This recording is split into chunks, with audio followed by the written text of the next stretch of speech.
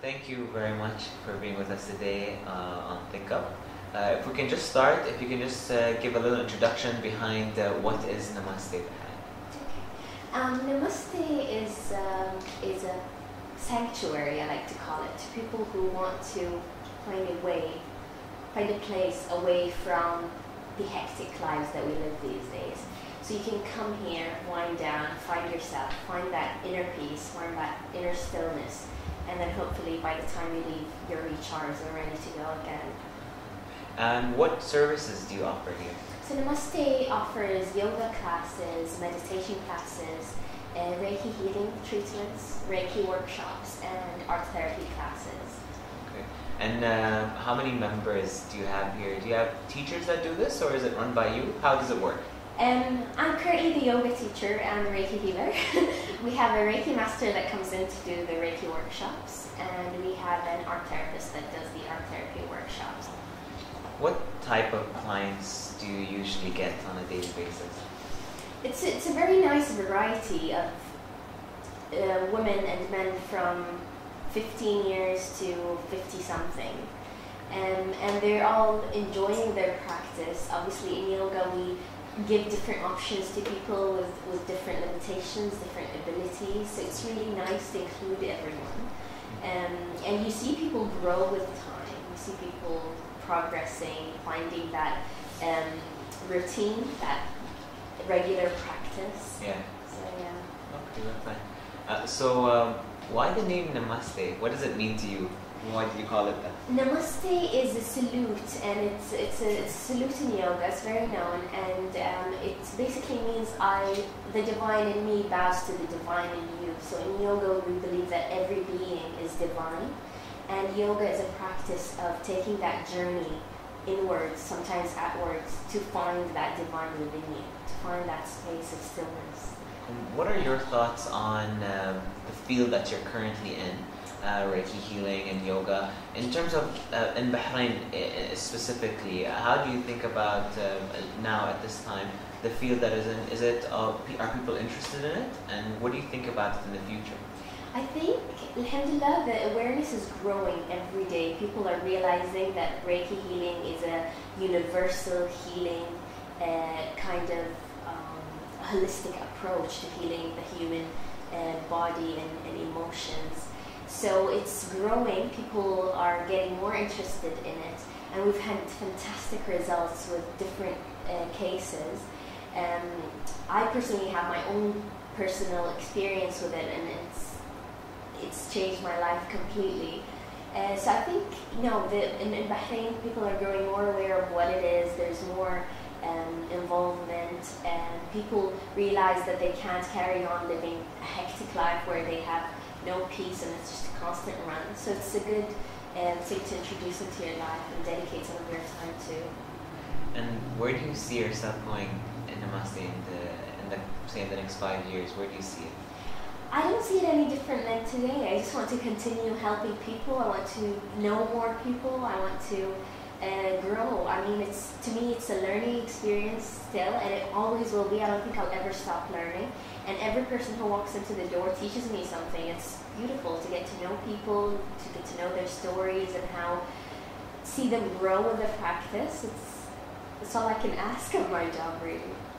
And if people wanted to stay in contact with Namaste, they wanted to check up on what you had to offer, your latest services, how can they do that?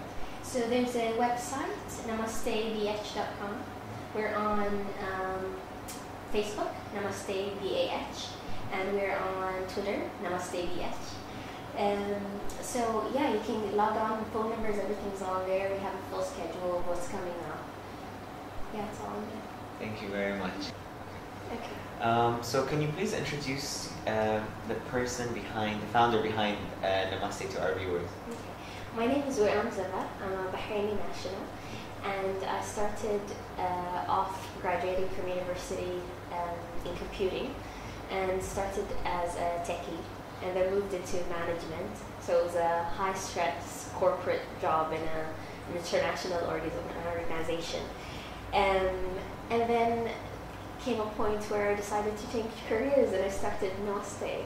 So it started, I think my path, I like to call it, with Reiki. It started a few years ago into Reiki healing. And that sort of moved me into the spiritual path even more. And I got into yoga and got my teacher's training in yoga recently.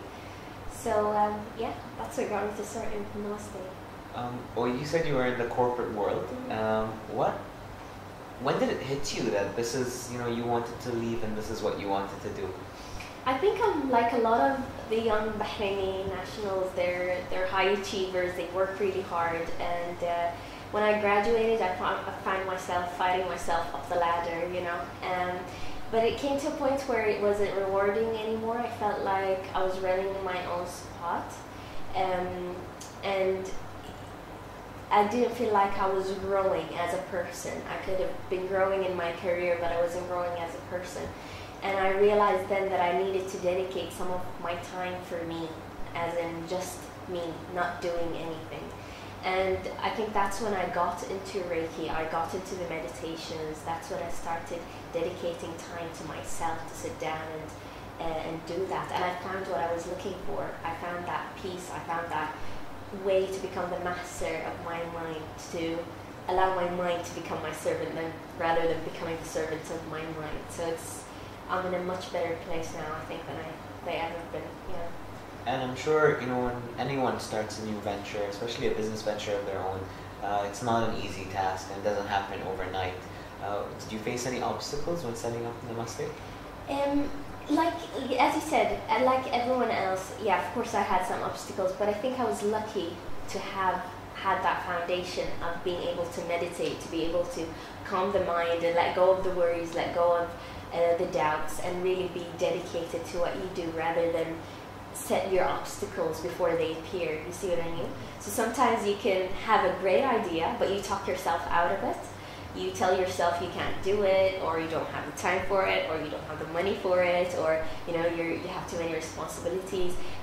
So I think I was lucky in the sense that my obstacles could have been external more than internal. So I was more calm and steady in setting up and doing this. Who would you consider as your main support system? Wow. Well, my family, of course, is a great support system. They were very supportive in my decision. I mean, they made sure I wasn't going crazy first. But once they realized why I was doing it and why I wanted to move on, they were very supportive, and they still are. And of course, I owe a lot of what I achieved to my teachers, my yoga teachers, my Reiki master. So I owe it to my teachers as well. If someone were to ask you for your proudest moment so far in your path that you've taken, what can you say? What moment? I think two things. The first is I'm proud of myself. I'm proud of how far I've come. I'm proud of my development, because I was a very anxious, angry, loud, all the bad things kind of person, and I found a way to calm down, to let go of all the clutter, to let go of the baggage. And I'm not perfect, but at least now I have the tools that if I get agitated or I am facing a difficult time, I know what to do. I know how to handle it. I'm more centered, I'm more settled. So that's the first thing. The second thing I would say is watching people heal, coming here. So I've had beautiful experiences with people from migraines to brain strokes. It's in Reiki healing. It's just, every time I put my hands on someone and they heal, that's rewarding, and that's a very proud moment for me, being able to do that. And if you had any advice that you could give to our generation, or even the youth that are up and coming, in respect to your field or in respect to any general field, what would that advice be? First is don't create obstacles for yourself. If you have a passion, go for it. It'll take a lot of work. There might be days that you doubt yourself, but if you're born to do something, don't lie to yourself. Be true to yourself, follow your calling, and do it. You'll succeed. What are your hopes for the up and coming generation of the Khalij? My hopes is that we become true to ourselves, we follow our calling, because I really believe that every person was brought into this life to play a certain role. And you can only become the best person you can be if you're true to yourself. So worry about your own development, be the best person you can be towards yourself, and you will help others. Don't worry about, oh, I have to be a doctor because everyone thinks I should be a doctor. Become what you think you should be, and be passionate about it. Follow that passion early on, and feed it until it blows up and fills the world with love. Do it. Thank you very much. Hi, I'm Weam Zabar, the founder of Namaste. You're watching me on ThinkUp.ae. Namaste.